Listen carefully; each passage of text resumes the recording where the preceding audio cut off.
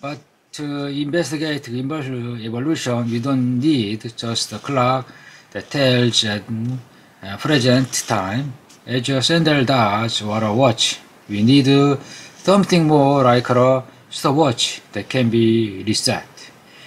Our evolutionary clock needs to zero at some point so that we can calculate the elapsed time since a starting point to give us, for example, the absolute age of some object, such as a rock. Radioactive clocks for dating igneous volcanic rocks are conveniently zeroed at the moment the rock informed by the solidification of molten lava.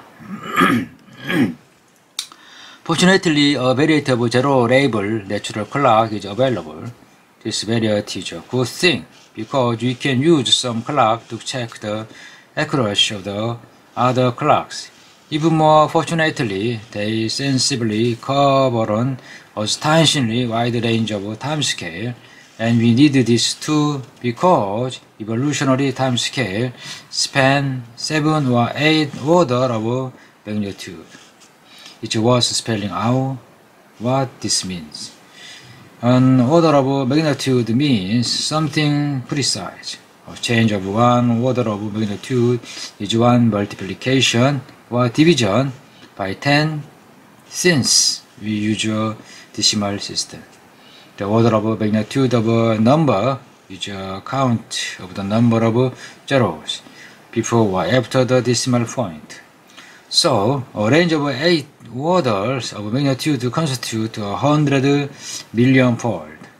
A second hand of a watch rotates 6 times as fast as the minute hand and 720 times as fast as the hour hand, so the 3 hands cover a range which is less than 3 orders of magnitude. This is tiny compared to the 8 orders of magnitude spanned by our repertoire of geological clocks. Radioactive decay clocks are available for short timescale as well, even down to fraction of a second, but for evolutionary purpose, clocks that can measure centuries or perhaps decades are about the fastest we need. This fast end of the spectrum of natural clocks, three rings and carbon dating, is useful for archaeological purposes.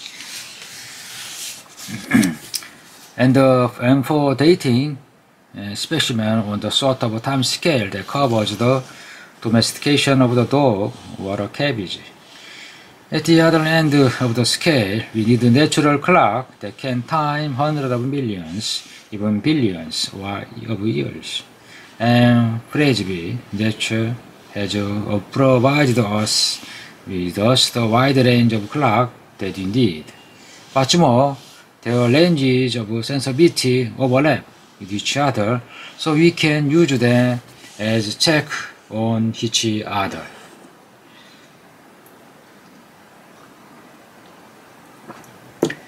Three rings. A three-ring clock can be used to date a piece of wood, say a beam in Tudor house, with astonishing accuracy, literally to the nearest year. Here's how it works. First, as most people know, you can age a newly felled tree by counting rings in its trunk, assuming that the outermost ring represents the present.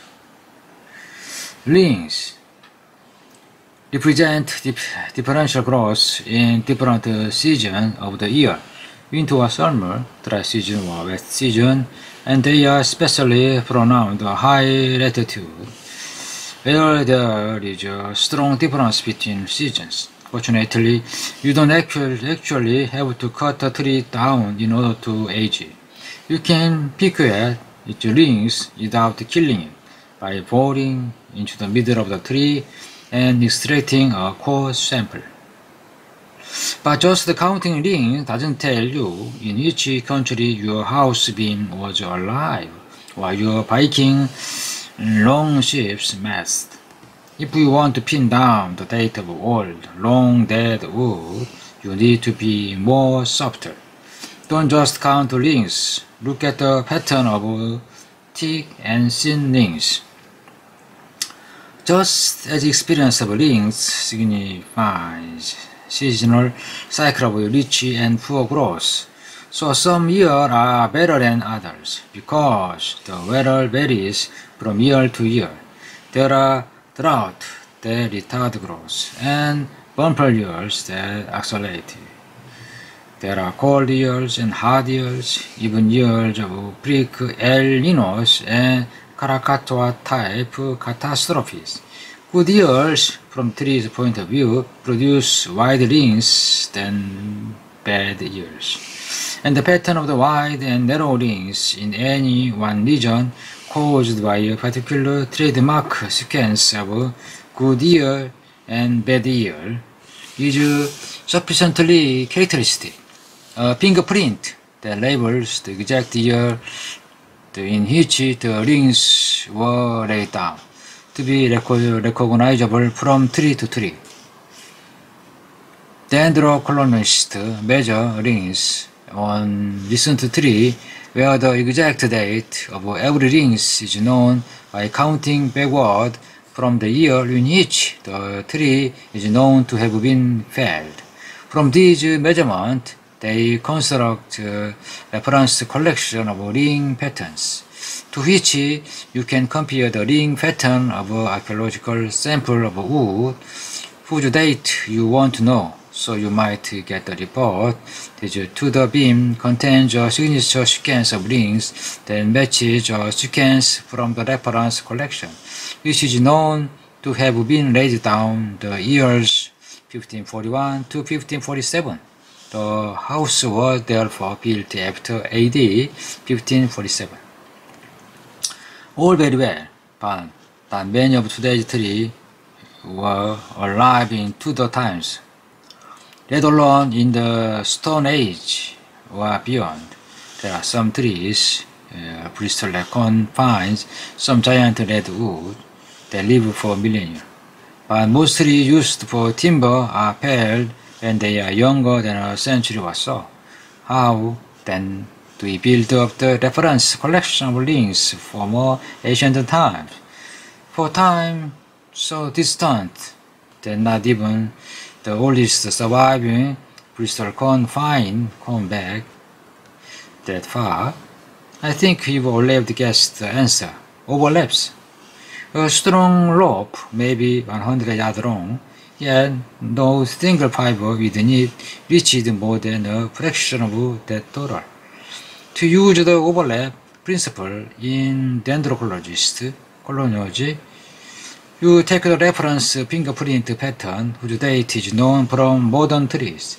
Then you identify a fingerprint from the old rings of modern trees to sync the same fingerprint from the younger ring of young dead trees. Then you look at the fingerprint from the old rings of those same longer dead trees, and look for the same pattern in the younger rings of even old trees, and so on.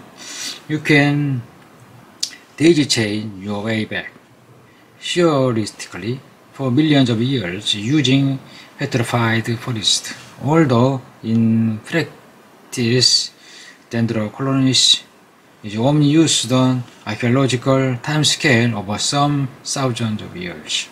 And the amazing thing that dendrochronology is that theoretically, at least, you can be accurate to the nearest year, even in a petrified forest 100 million years old. You can usually say that this ring of Jurassic fossil tree was laid down exactly 257 years rather than these other things in another Jurassic tree. If only there were enough petrified forest to daisy chain your way back continuously back to the present, you could say that the tree is not just of the late Jurassic age. It was alive in exactly 151 million 432 to 6657 BC. Unfortunately, you don't have an unbroken chain. Dendrologists in practice take us back only about 11,500 years, which is nevertheless a tantalizing thought that if only we could find enough petrified forest, we could date to the nearest year over a time span of 100 million of years. How dendrologist works. Old living from 16th century house. The ring pattern in the tree course match overlap back into fair. Wood from dead tree. Wood from living tree. Date of newest ring equal the year of the tree was cut, and the match overlapped. Quartz extracted from ruins can be extended well back into prehistoric time.